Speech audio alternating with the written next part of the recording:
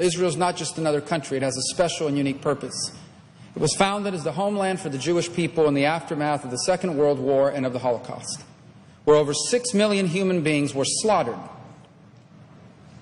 And it was founded on the promise that never again in the history of the world would there not be a place for the Jewish people to go and be safe. It's not just a nation. It is a nation with a special and unique purpose, unlike any other nation in the world. And I, for one, am proud that the United States has stood with Israel for all these years, and I am proud that the American people, on a bipartisan basis, have stood behind the Jewish state of Israel for all of these years. And so the security, safety, and future of Israel is in our national security, as well as a moral obligation of every member of this body and us as a nation. When you have a governing authority whose school curriculum is largely built on instilling in their children the hatred for Jews and how glorious it is to kill Jews, how can you possibly hope for peace? When you have an organization that actively teaches children that killing people because they are Jewish is a glorious thing that should be held up as an attribute, how could you possibly consider them a partner for peace? This president is making a historic mistake. Allies have differences. But allies like Israel, when you have a difference with them and it is public, it emboldens their enemies to launch more rockets out of southern Lebanon and Gaza, to launch more terrorist attacks, to go to international forums and delegitimize Israel's right to exist. And this is what they're doing. This is a historic and tragic mistake.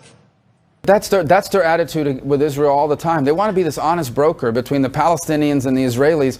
We're not an honest broker. We are firmly on the side of Israel. At least we should be. They are the only pro-American, free enterprise democracy in the Middle East. We need to be 100% on their side. And number two, we need to be criticizing Abbas and the Palestinian Authority because they're the ones that are inciting violence. I don't hear Netanyahu going around telling people to stab Palestinians, to attack people. On the contrary, Israeli security forces have taken on extraordinary risk to try to bring this down, the level of violence down. It is the Palestinian side that is inciting the violence. It is the Palestinian side that is encouraging and celebrating people who are attacking Israelis and Jews in the region and others. And it is unacceptable. And I wish we had a White House that was clearly on the side of Israel. This is an outrage, quite frankly. It is in many ways contributing to the instability in the region and many of the things that we now see. Israel is not a Republican or Democratic issue. If this was a Republican president doing these things, I would give the exact same speech. In fact, I would be even angrier. This is outrageous, it is irresponsible, it is dangerous, and it betrays the commitment this nation has made to the right of a Jewish state to exist in peace.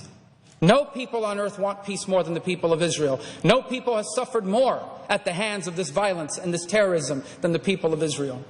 And they need America's support, unconditionally. If there are differences, they need to be dealt with privately, like you do with other allies. And more than anything else, they deserve to be treated with more respect, not less, than the respect this president and this White House is giving the supreme leader of Iran. For he would not dare say the things about the supreme leader of Iran now that he's saying about the prime minister of Israel, because he wouldn't want to endanger his peace deal or his arms deal that he's working out with them. I hope he'll reconsider. I hope the bipartisan nature of our support of Israel is reinvigorated.